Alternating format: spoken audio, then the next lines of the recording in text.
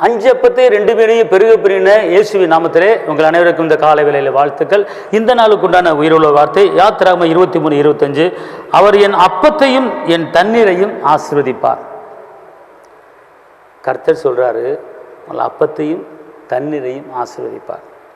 இன்னைக்கு சரீரத்தில் பலவீனம் வராமல் இருக்கணுமா? சரீரம் திரும்ப வாழ இதை பெற்றுக்கொள்ள வேண்டுமா? சரீர காண்டாமிரத்துக்கு உண்டான உத்த பலன் வேண்டுமா?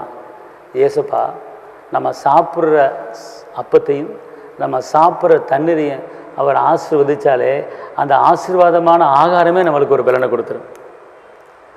ஆகாரத்தில் ஆசீர்வாதம் உள்ள ஆகாரம் இருக்கிறது, ஆசீர்வாதம் இல்லாத ஆகாரம் இருக்கிறது. புரியுது உங்களுக்கு? ஆனால் கர்த்தர் ஆசீர்வாதத்தர் ஒழிய அவர் வேதனை கூட்ட மாட்டான்னு சொல்லப்பட்டிருக்கு. அதே போல் உணவுலையும் பார்த்துக்கொள்ளுங்க, நம்ம சாப்பிட்ற சாப்பாட்டில் ஆசீர்வாதம் இருக்கணும். அப்போ அவர் சொல்கிறாரு, அப்பத்தையும் தண்ணீரையும் ஆசீர்வதிப்பேன்.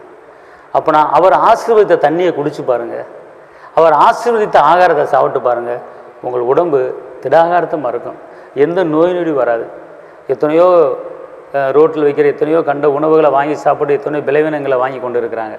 நான் சொல்கிறேன், ஆண்டவரே அப்பத்தையும் தண்ணீரையும் ஆசீர்வதிப்பேன்னு சொன்னீங்களே, நான் சாப்பிட்ற இந்த ஆகாரத்தை ஆசீர்வதிங்கப்பா, நான் இந்த குடிக்கிற தண்ணீரை ஆசீர்வதிங்கப்பா, இந்த வசனத்தின்படி என்னை ஆசீர்வதிங்கப்பா அப்படின்னு சொல்லிவிட்டு நீங்கள் குடிச்சு பாருங்கள். ஒரு தண்ணியை குடித்தாலும் ஏசப்பா ஆசீர்வதிங்கப்பா, சாப்பிடும்போது ஏசப்பா ஆசீர்வதிங்கப்பா அப்படின்னு ஜெபிச்சுட்டு நீங்கள் சாப்பிட்டு பாருங்கள். அப்பத்தையும் தண்ணீரை ஆசீர்வதிப்பார், உங்களுக்கு நோய் நொடியே வராது. கர்த்தர் உங்களை பலப்படுத்துவார். நான் ஜெபிக்கிறேன் தகப்பனே, இந்த நாளிலும் இந்த வேலையும் கூட அப்பத்தையும் தண்ணீரையும் ஆசீர்வதிப்பேன் என்று சொல்லியிருக்கிறீங்க.